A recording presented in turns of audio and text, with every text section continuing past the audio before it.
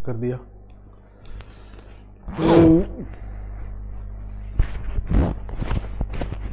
इतना प्रेम किसको है? गुड मॉर्निंग, सुप्रभात, जय हिंद, वंदे मातरम। स्वागत है सबका सत्य केतु ऑनलाइन लाइव क्लासेस के प्लेटफॉर्म पे। हम लोग डेली टेस्ट पेपर जो ऐप पे दिए हैं पूर्णतः निःशुल्क हैं। मेरा आप सबसे आग्रह है, सत्य केतु का ऐप डाउनलोड नहीं किया तो डाउनलोड करें और उस पर 75 जो है टेस्ट पेपर दे रखे हैं, उन टेस्ट पेपर को आप लोग हल करें। आज टेस्ट नंबर 2 लेके मैं शुरू कर रहा हूं। टेस्ट नंबर 2 के क्वेश्चंस हल करेंगे, ठीक है। 20 क्वेश्चंस है। पहला सवाल है बोर्ड मास का। सर्वप्रथम चिन्ह में किसको हल करते हैं? भाग को। याद रखें, सर्वप्रथम भाग, फिर गुणा, फिर जोड़, फिर बाकी। ये क्रम हमें रखना होता है।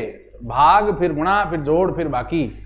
पहले स्टेप में एक स्टेप में एक ही चीज हल करनी। पहले में भाग है तो भाग ही हल करना है, बाकी वैसा कुछ लिख दो। 6 का 6, दोनों प्लस का है प्लस। 32 में 8 का भाग दिया, 8 चौक 32, 4 माइनस 3 प्लस 2, 6 4 10, या जोड़ लो 6 4 10, 10 और 2 12, 12 माइनस 3, पीछे कितना रह गया? 9, ठीक है।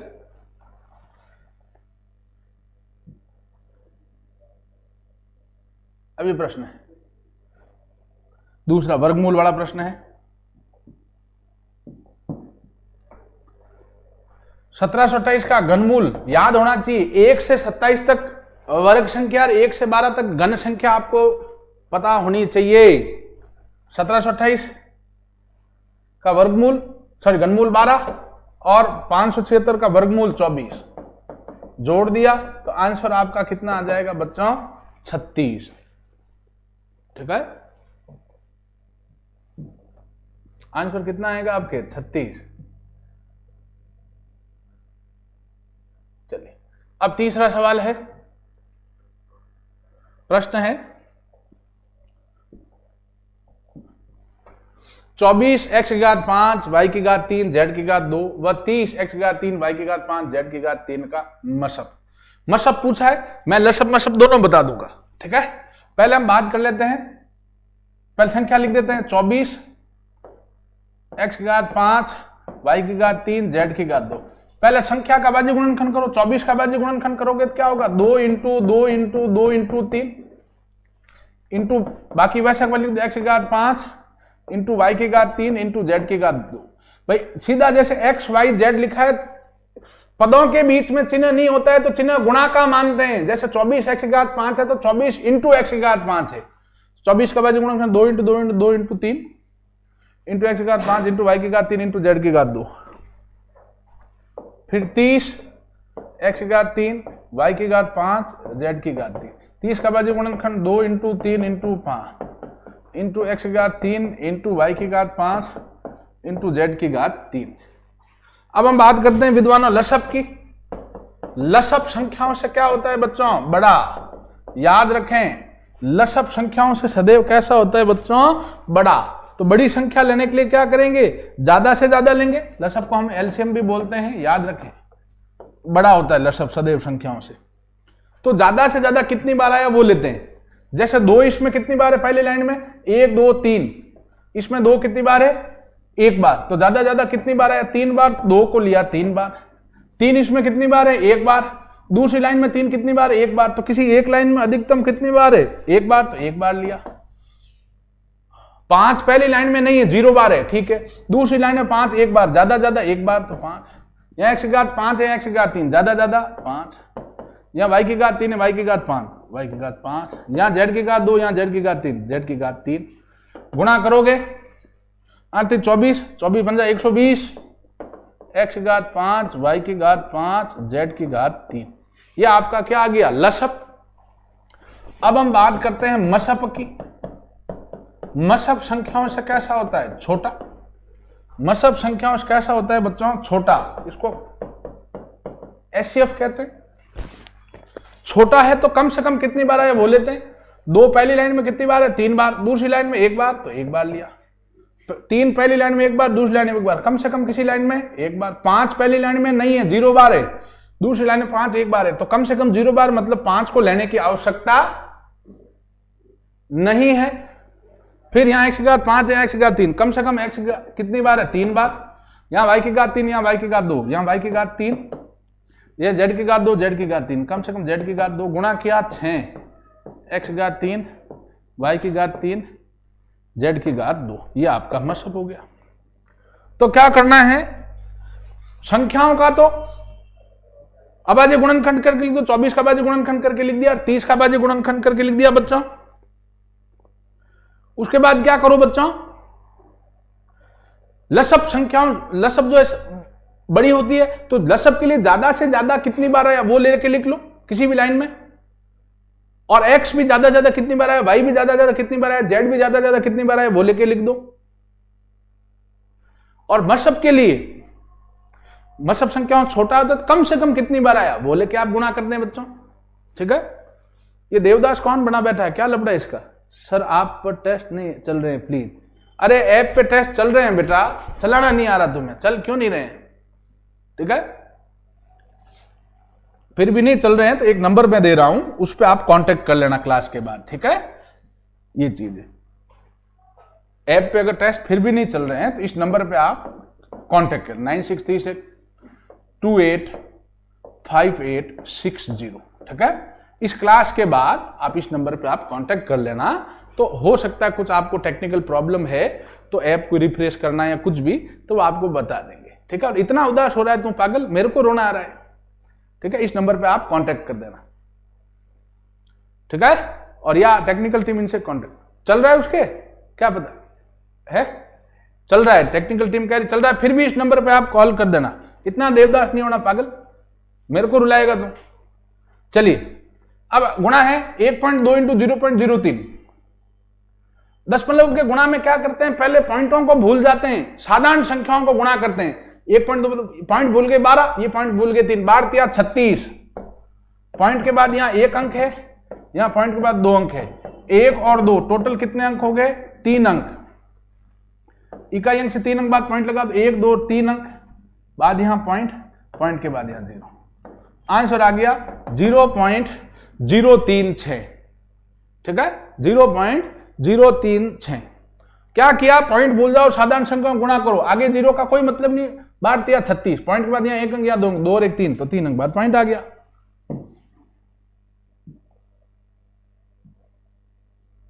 अब यह है भिन्नों का भाग है भैया। सबसे पहले मिश्र भिन्न को क्या करेंगे, साधारण भिन्न में बदलेंगे बच्चों। मिश्र भिन्न को सर्वप्रथम साधारण भिन्न, 4 पंजे 20, 20 और 1 21 बटे 5 भाग 15 इंटू 1 15, 15 और 13 कितना हो गया 28 बटे 15, 21 बटे 5 इंटू 15 बटे 28, 7 3 21, 7 चौक 28, 5 का भाग 15 में दिया 3 बार, 3 3 9 बटे 4, 4 का भाग गया 2 बार, 4 दूनी 8, 9 में से 8 घटाए पीछे रहा 1 बटे 4, 2 सही 1 बटे 4। आंसर क्या आ जाएगा, 2 सही 1 बटे 4।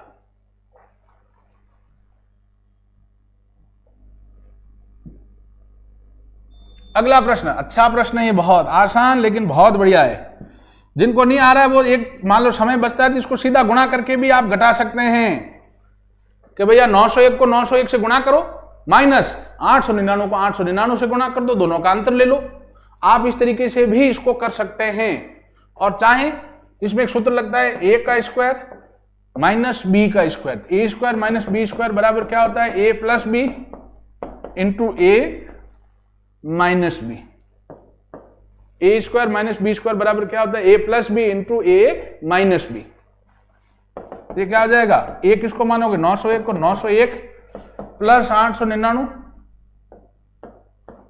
इंटू 901 माइनस 899, जोड़ दिया इसको 1800 इंटू 900, 1 में 899 किया तो 1800, 18 दूना 36, ये आ गया बच्चा 36। अरे नहीं आया समझ में, आ गया, चलो ठीक है। तो a का square minus b square, a कितना 901, b कितना 899, a प्लस बी जोड़ दिया 1800, 901 और 899 जोड़ा तो, और 901 माइनस 899 2 गुणा किया 36। सम चतुर्भुज का क्षेत्रफल का हमें सीधा सूत्र पूछा है। भैया सूत्र जरूर याद करें, मैं आपसे रोज आग्रह करता हूं, रोज माथाफोड़ी करता हूं, सूत्र जरूर रटें। सूत्रों का पेज आपको टेलीग्राम चैनल पे बच्चों दे रखा है। समचतुर्भुज का क्षेत्रफल का सूत्र होता है 1/2 इंटू विकर्णों का गुणनफल। समचतुर्भुज के क्षेत्रफल का सूत्र क्या होता है? 1/2 इंटू विकर्णों का गुणनफल। ये सीधा सूत्र पूछा था बुद्धिजीवियों। आगे चलते हैं। आयु वाला सवाल है, बहुत अच्छा सवाल है भैया। आयु के सवाल आपके एग्जाम में अक्सर आते हैं, बहुत ही इंपॉर्टेंट प्रश्न है। ठीक है, इसमें दो चीजें ध्यान दें। वाक्य में चर्चा किसकी चलती? जिसका नाम पहले दे रखा है। वाक्य में चर्चा किसकी चलती है बच्चों? जिसका नाम पहले दे रखा है। वाक्य में जिसका नाम पहले दे रखा है उसी की वाक्य में चर्चा चलती है। कह रहा विकास की उम्र, किसकी कह रहा है बच्चों? विकास की। विकास की उम्र सीता की उम्र से 12 वर्ष अधिक है। तो जो विकास की उम्र है, पहले नाम किसका दिया? विकास। वाक्य में जिसका नाम पहले दिया उसी की चर्चा करता है, ये बात रट लें। तो पहले विकास दिया, विकास की उम्र सीता की उम्र से 12 वर्ष अधिक है। 12 वर्ष अधिक किसकी उम्र है? विकास की। तो बड़ा कौन है? विकास। ठीक है, और एक चीज और याद रखें, छोटे की उम्र को x मानेंगे। x किसको मानते? सदैव जो चीज छोटी है, जो चीज संख्या छोटी है उसको x मानते हैं। विकास बड़ा है तो छोटी कौन हुई? सीता। सीता छोटी है इसलिए छोटी की उम्र को x मानते हैं, सीता की उम्र x मानी। याद रखें, पहले नाम विकास दिया है तो ये 12 वर्ष अधिक किसकी उम्र होगी? विकास की। बड़ा कौन है? विकास। तो छोटा कौन होगा? छोटी कौन होगी? सीता। सीता की उम्र को x मानना, छोटे की उम्र को x मानते हैं। तो प्यारे बच्चों, विकास की उम्र कितनी हो जाएगी? 12 अधिक है तो x + 12। ठीक है, अब कह रहा है 2 वर्ष बाद। क्या कह रहा है बच्चों? 2 वर्ष बाद। तो 2 वर्ष बाद अगर सीता की आज हमने उम्र कितनी मानी? x, तो 2 वर्ष बाद कितनी हो जाएगी? x + 2। विकास की आज हमने उम्र कितनी मानी? x + 12, तो 2 साल बाद कितनी हो जाएगी? x + 12 है प्लस 2, तो x + 12 और 2 14। तो सीता की उम्र होगी x + 2, विकास की उम्र होगी x + 14। 2 वर्ष बाद दोनों की उम्र का योग 76। इसका और इसका उम्र का योग 76 है। तो x + 2 प्लस x + 14 बराबर कितना है? 76। x और x 2x प्लस 14 और 2 16 बराबर 76। 2x बराबर 76 - 16। 2x बराबर 76 में से 16 घटाया बच्चों, पिछड़ा 60। x आ गया 60/2। x कितना आ गया? 30। x कितना आया बच्चों अपने? 30। ठीक है, तो सीता की उम्र कितनी हो जाएगी? अच्छा, दोनों उम्र का अंतर पूछा है तो सीता की उम्र x मानी है। x मतलब सीता की उम्र तो 30 है। विकास की उम्र x + 12, 30 + 12 42। लेकिन हमें पूछा क्या है? अंतर। सीता की 30 है, विकास की 42 है, तो 42 - 30 अंतर कितने वर्ष हो जाएगा बच्चों?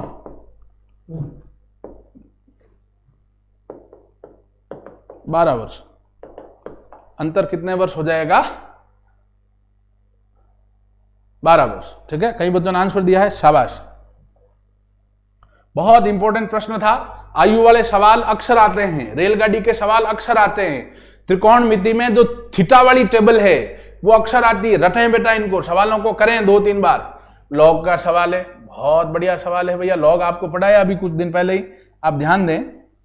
लॉग को लिखने का तरीका समझें, ये रटें। इसमें समझना क्या है? रट लें। log b आधार a बराबर x है। अगर इस तरीके से दे रखा है, इसको पढ़ते क्या है? log b आधार a बराबर x।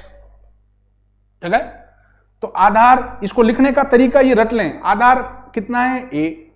log मतलब घात होता है।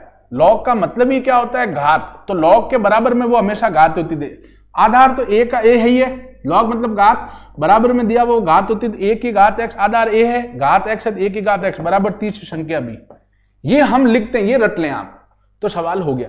अगर ऐसा दिया है, इसको पढ़ते क्या है? log b आधार a बराबर x। तो क्या लिखते हैं? आधार a है, ये आ गया। लॉग मतलब घात होता है, लॉग के बराबर में वो घात होती है x बराबर b। इसको क्या लिखेंगे, आधार 3 घात 4 बराबर x। 3 की घात 4 कितना हो गया 81। तो x का मान कितना आ जाएगा बच्चों आपके 81। ठीक है, आधार कितना है 3, घात कितनी है 4, तो 3 की घात 4 बराबर लिख दिया x। इसको आप देख लें, ये रट लें आप, इसको लॉग के रूप में दिया तो इसको ऐसा लिखते हैं, तो हमने लिख दिया इस क्रम में। तो x का मान आ गया 3 की घात 4। 3 की घात 4 मतलब 3 को 4 बार गुणा करोगे। अब प्रश्न है ये, किस दर से 20,000 रुपए 4 वर्ष में 36,000 रुपए हो जाएगा। ध्यान दें, किस दर से, दर पूछा है 20,000 रुपए, मूलधन 20,000 दिया, 4 वर्षों में समय 4 वर्ष दिया, 36,000 रुपए हो जाएगा। हो जाएगा वाली राशि या लौटाई जाएगी वाली राशि क्या होती है बच्चों, मिश्र धन। तो ध्यान दें, दर हमें पूछी है बच्चों, मूलधन हमें कितना दिया है बुद्धिजीवियों 20,000, समय कितना दिया है 4 वर्ष, मिश्र धन कितना दिया है 36,000। तो ब्याज क्या होगा भैया, मिश्र धन माइनस मूलधन। मिश्र धन है 36,000 माइनस मूलधन है 20,000, ब्याज रहेगा 16,000। तो साधारण ब्याज का सूत्र क्या है, मूलधन इंटू दर इंटू समय बटा 100। साधारण ब्याज कितना लिख दिया 16,000 बराबर मूलधन 20,000 इंटू दर ज्ञात करनी है, x मान लिया, समय कितना दिया 4 बटा 100। 36,000 रुपए हो जाएगा मतलब 36,000 मिश्र धन है, मूलधन 20,000 है, तो ब्याज क्या हो, मिश्र धन माइनस मूलधन, 36,000 माइनस 20,000 16,000।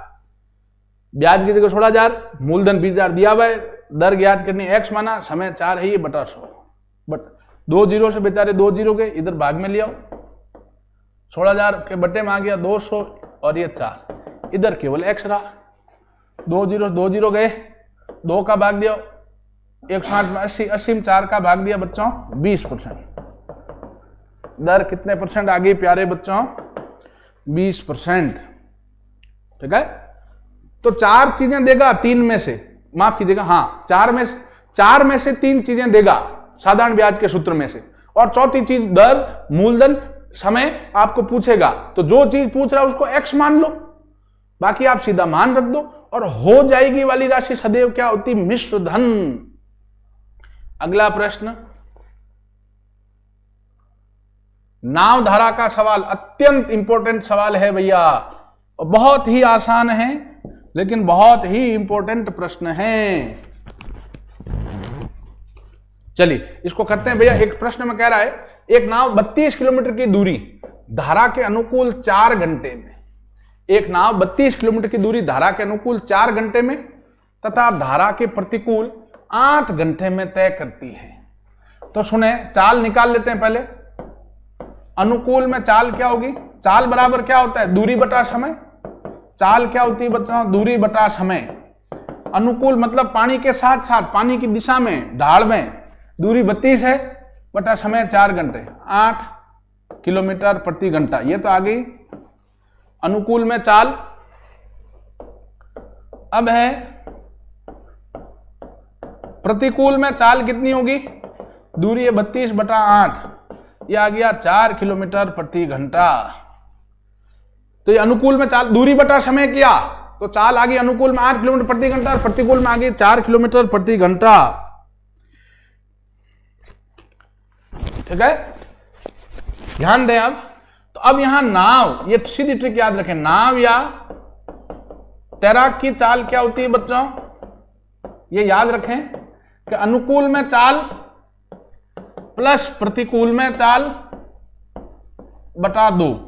तो अनुकूल में कितनी भैया 8, प्रतिकूल में 4 बटा 2, तो कितनी आ गई 6 किलोमीटर प्रति घंटा। और ये तो किसकी, नाव या तैराक की चाल का सीधा ट्रिक है, सूत्र है। और प्रतिकूल में चाल कहें तो ये सीधी ट्रिक याद रखें, प्रतिकूल में चाल कहें, माफ कीजिएगा प्रतिकूल नहीं, मतलब नाव या धारा की चाल हमने ज्ञात कर ली, नाव या तैराक की, धारा की चाल ज्ञात करने का कहे। नाव या तैराक की चाल तो क्या है, अनुकूल प्लस प्रतिकूल बटा 2। नाव या तैराक की चाल क्या है, अनुकूल की चाल प्लस प्रतिकूल की चाल बटा 2।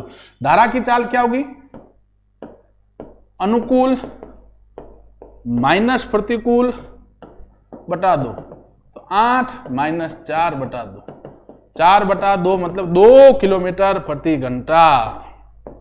कितनी आ जाएगी प्यारे बच्चों, 2 किलोमीटर प्रति घंटा। अगला प्रश्न है,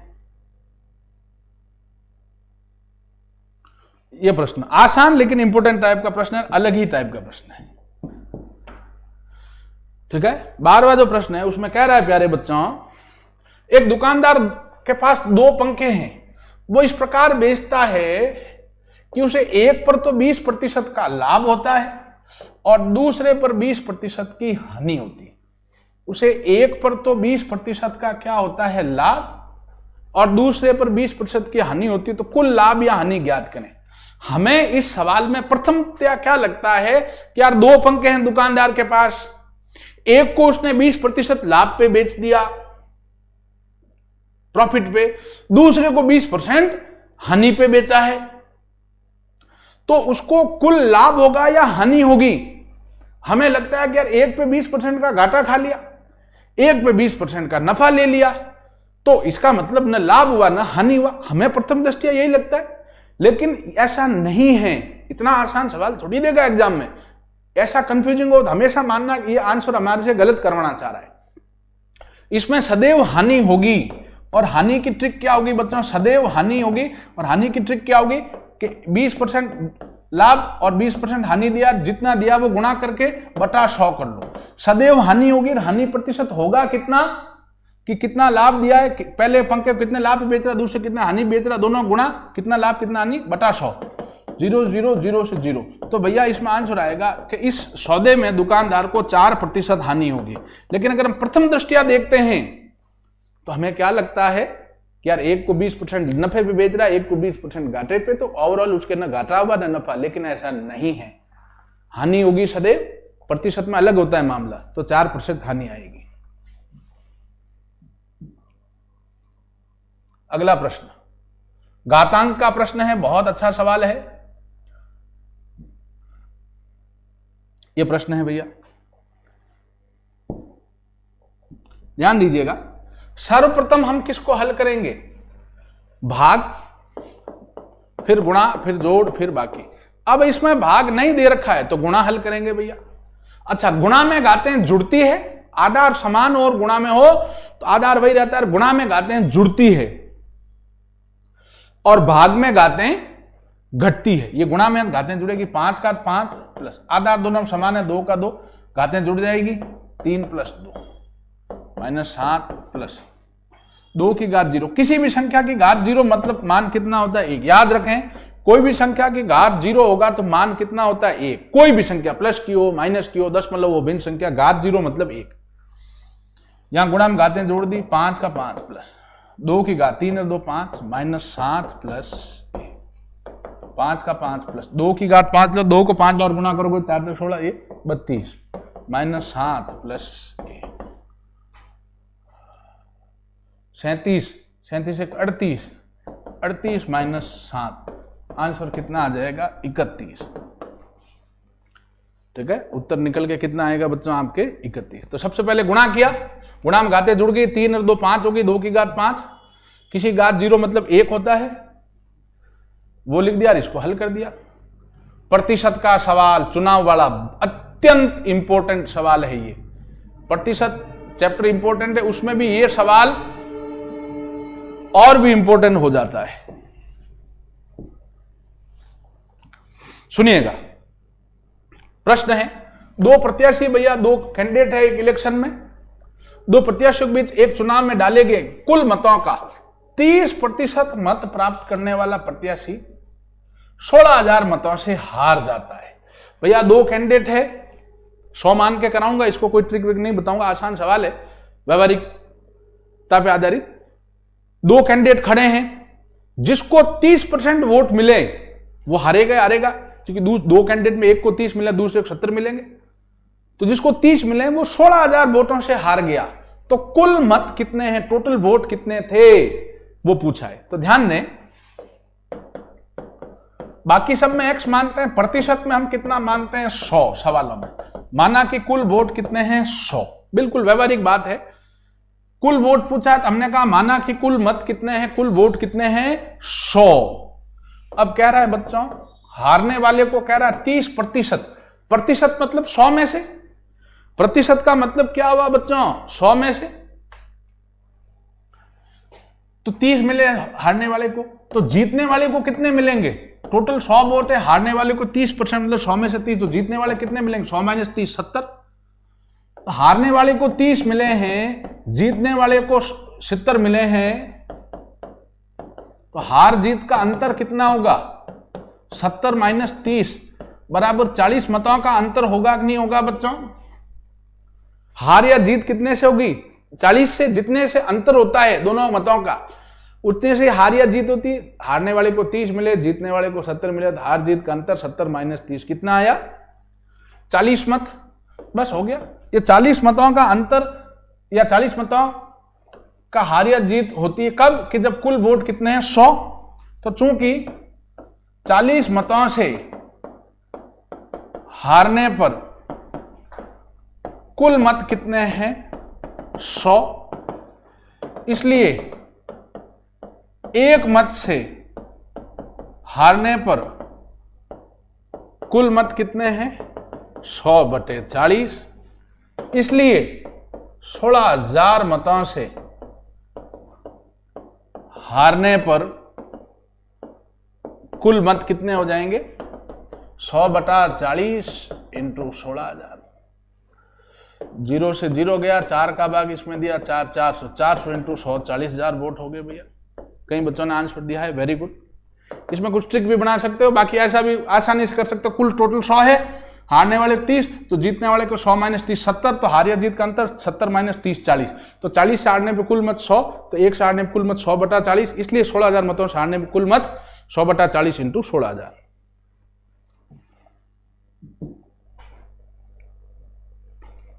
सीधा सूत्र है प्यारे बच्चों, a cube plus b cube का। क्या सूत्र होता है, ए प्लस बी कोष्टक a square minus a b plus b square. यहां प्लस होता है तो माइनस आता है, माइनस होता है तो प्लस आता है। ठीक है, सूत्र याद होने चाहिए बच्चों। सूत्र आप याद नहीं करोगे तो 5-6 सवाल का आपको नुकसान हो सकता है। अब मैथ्स के सवाल हो गए, 5 सवाल रीजनिंग के करते हैं आज के टेस्ट पेपर के। 16वां सवाल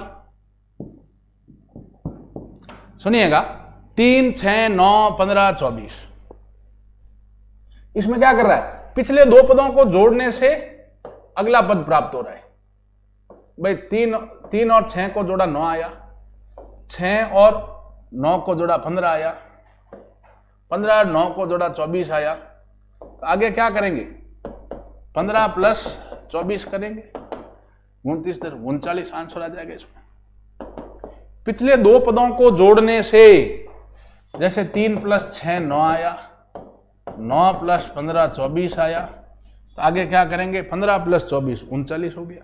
पिछले दो पदों को जोड़ने से अगला पद प्राप्त हो रहा है।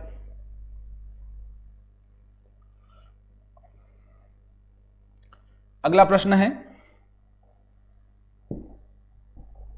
कह रहा है यदि बट को लिखे DSV, बट तो इसको खड़े में लिख देना है, BUT को लिख रहे हैं DSV, खड़े में लिख दिया। हमेशा ध्यान दें, बट है BUT खड़े में लिख दिया, DSV खड़े में लिख दिया। B मतलब कितने नंबर 2, U मतलब 21, T मतलब 20, D मतलब 4, S मतलब 19,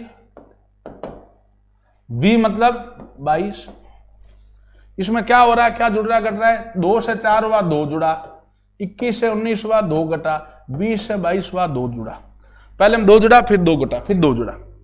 इसमें क्या करेंगे, SIM लिख दो, 19, I मतलब 9, M मतलब 13।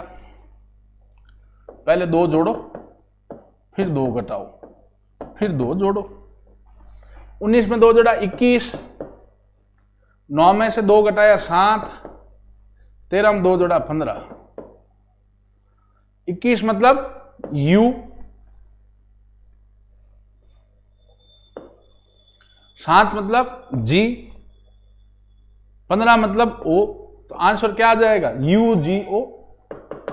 ठीक है, आंसर कई बच्चों ने निकाला, वेरी गुड बेटा, UGO। तो खड़े में लिख के हर एक वर्ण से संबंधित आप संख्या लिख दो, फिर देख लो घट रहा है जुड़ रहा है, जैसा उसमें हो रहा है उसी तरीके से आप दूसरे में भी कर ले। दिशा दूरी का प्रश्न है।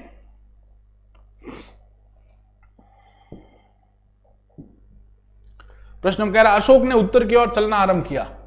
भैया दिशा दूरी का प्रश्न है। सबसे पहले हमने 4 दिशा बना दी, उत्तर, दक्षिण, पूर्व और पश्चिम। उत्तर, दक्षिण, पूर्व, पश्चिम 4 दिशा बना दी।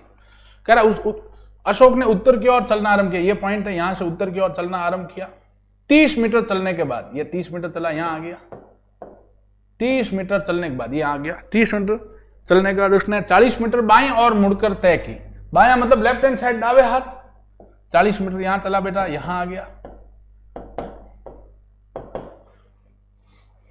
फिर बाएं मुड़कर 30 मीटर चला, फिर बाएं मतलब दावे हाथ तो नीचे आई बेटा, नीचे की तरफ आएगा। ये 40 मीटर यहां, 30 मीटर यहां आ गया वापस। ये इस बिंदु पे आ गया भैया। अब कह रहा आलोक अपने आरंभिक स्थान से कितनी दूरी पे? ये है बच्चों आरंभिक स्थान। ये क्या है? ये है आरंभिक स्थान। आप बताएं आरंभिक स्थान से कितनी दूरी पे? ये आरंभिक स्थान है, इसे कितनी दूरी पे? ये 40 है, तो ये भी कितना होगा? 40 मीटर। तो आरंभिक स्थान से ये कितनी दूरी पे? 40 मीटर। और किस दिशा में है? तथा दिशा भी अगर पूछे तो कौन सी दिशा में भैया? आरंभिक स्थान से पश्चिम दिशा, 40 मीटर तथा पश्चिम दिशा में है। उस व्यक्ति की जगह खुद को मानना है, अपना दायां बायां नहीं मानना है। अब ये आकृति पूर्ति करनी भैया। इस आकृति को अगर हम पूरा करना चाहें तो कौन सी आकृति सेट होगी इसमें प्यारे बच्चों? आइए देखते हैं।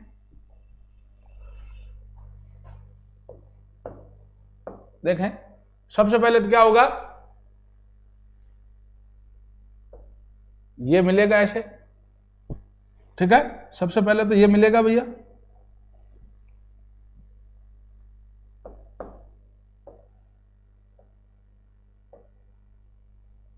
ठीक है। फिर ये पूरा बनेगा। उसके बाद में यहां एक आकृति आएगी, तो ये तो होने से रहा, ये भी नहीं होगा, ये अंदर तक आ गया है। ये नहीं होगा, ऑप्शन बी करेक्ट होगा, ठीक है। तो इसमें आकृति पूर्ति करनी, जैसे 3 में क्रम बन रहा है वैसे ही चौथे में बनाओ तो वो हो जाएगा। आसान प्रश्न, लास्ट प्रश्न आज की क्लास का रीजनिंग का, इसको करें भैया, बताएं। अगर इससे ये बना है तो इससे क्या बनेगा भैया? ठीक है ना, इससे ये बना है तो इससे क्या बनेगा बताएं आप लोग।